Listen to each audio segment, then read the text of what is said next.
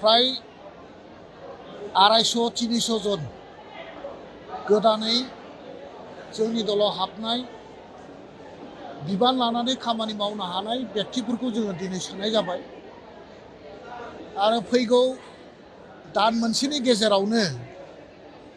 गोबां दल संगठन विभिन्न आफादफोरनिफ्राय हाजिरा लानानै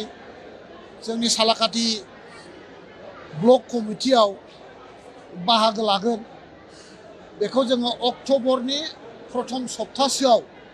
जोङो बेखौ खालामगोन जयनिं सेरेमनि अब्ला नोंथांमोना नुनो हागोन जे सालाकातिनि सिङाव थानाय रायजो राजाफ्रा गासैबो बिपिएफ दोलोजों लोगो लाबाय आरो बेवहाय खुनु राजनैतिक दोलो सालाकातियाव गैला होननानै अक्ट'बराव नोंथांमोना एकदम प्रमान मोनगोन आरोखि दा दिनैहाय जोङो ब्लक कमिटिनि मोनफ्रोमबो आफादखौ जोङो दाफुंजोबनानै दिनै जोङो बेवहाय मिटिं खेंनाय जाबाय आरो जोंहा बुथ कमिटि लेभेलाव फ्राय कमिटि दाजोबनायानो जोब्बाय आरो मोननै मोनथामसो दंबावो बुथ कमिटियावबो गोबां गोदान बिपिएफआव हाबनाय सेंग्रा सिख्ला आरो गार्जेनफोरखौ लानानै कमिटिखौ दाफुंनाय जादों आरो बे बुथ कमिटियाव फ्राय नायखमैनो जोंना 500 जन गोख्रों मावथिफोरखौ लानानै जोङो बे बुथ कमिटिखौ दानाय जाहैबाय आरोखि जोंनि माबा सालाकाति समस्ति हिसाबै बिपिएफआव 70% दङ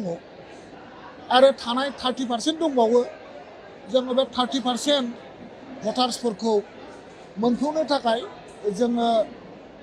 बिथांमोनजों सावरायगोन आरो बिथांमोनजों सावरायनानै जाहाथे जोङो 80%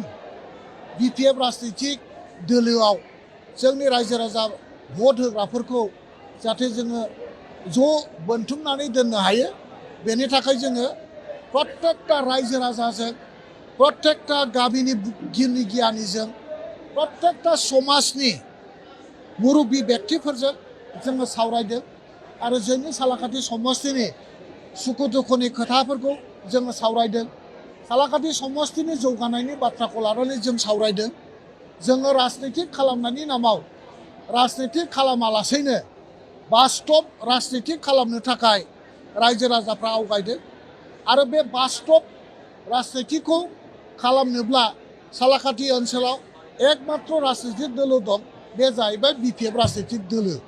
दा नंखायनो जोङो फैगौ समफोराव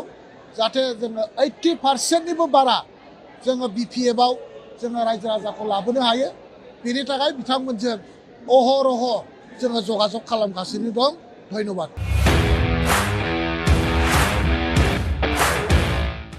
इन्डिपेन्डेन्स डे स्पेशल अफार लाबोदों सेरफांगुरियाव थानाय फुंखा इन्टारप्राइज बाजाज श'रुमा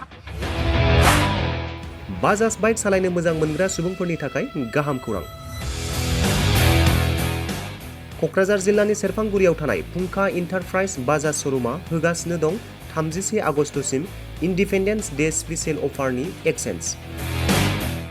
बाइक बायगिरि बिथांमोना इसेल' बिबांनि रां होग्रोनानै प्लेटिनानि मडेल बाजाज सिटीनि मडेल आरो पालसार 125नि गासैबो मडेलनि बाइकखौ आरसि आरो इन्सुरेन्स लाफानानै 10,999 रां बेसेनावनो लवेस्ट डाउन पेमेन्ट होनानै बाइक लानो हागोन आरो 1,000 रां होग्रोनानै गोसो बायदि बाइकखौ आवग्रिनानै दोननो हागोन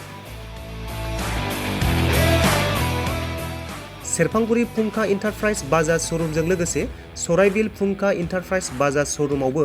बाइक बायगिरि बिथांमोना खुंफुंजानाय इन्डिपेन्डेन्स डे स्पेशल अफार लोगोसे एक्सचेन्जआव फैनानै नोंथांमोननि बाजाजनि बाइकखौ लांफैनो हागोन सेरफांगुरि फुंखा इन्टारप्राइज बाजाज श'रुमा नोंथांमोननो लोगोसे मोजां अफारबो लाबोदों बेफोरनो जाबाय 5 लिटार पेट्रल फ्रि